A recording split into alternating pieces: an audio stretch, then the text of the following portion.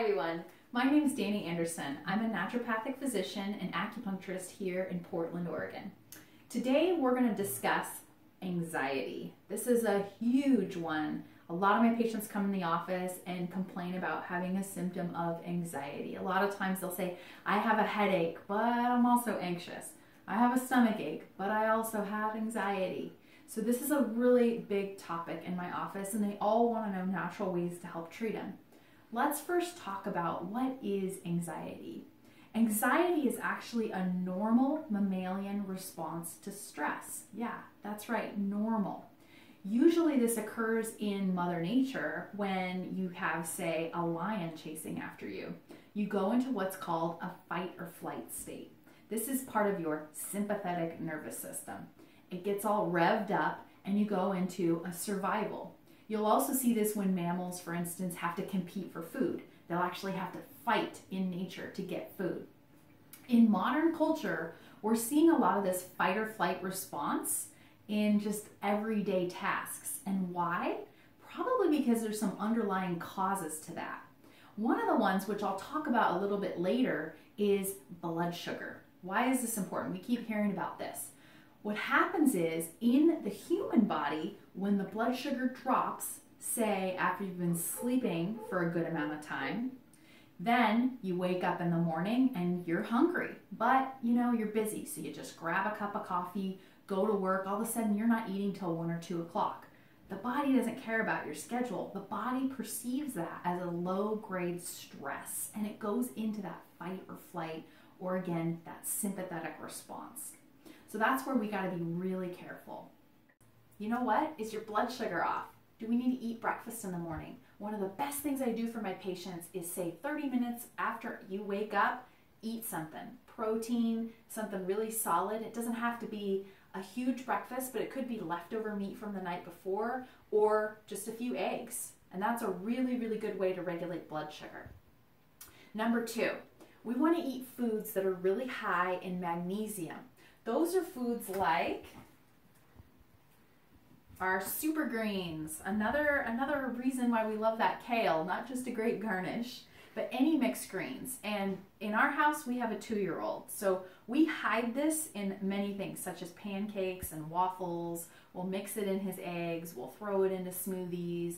We'll pretty much hide these superfoods everywhere. Great for relaxing the mind, relaxing muscles, and really, really helpful in patients who have any kind of anxiety. The other thing you might find a huge amount of magnesium is nuts. And I love these little nut packets. It's a perfect serving size.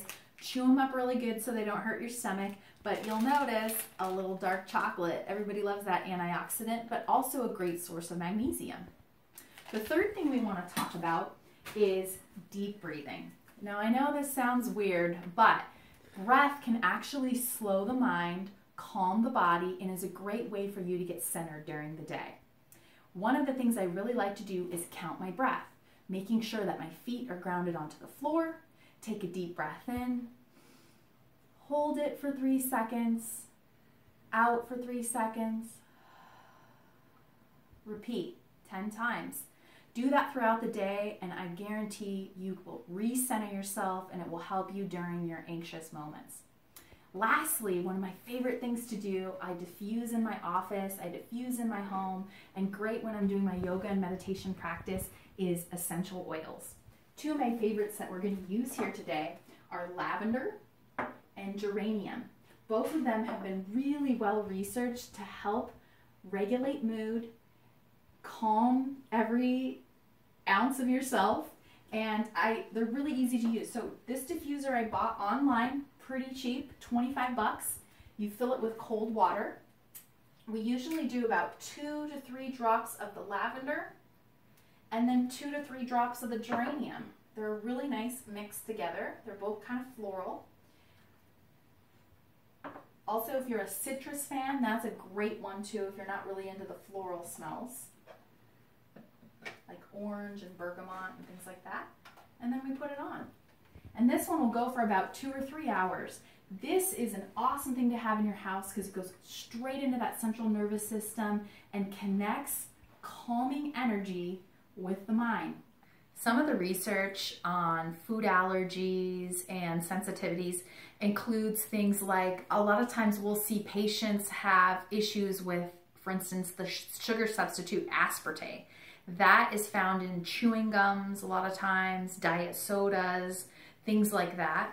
And one of the reactions that was found in the research studies was that they had anxiety as a symptom.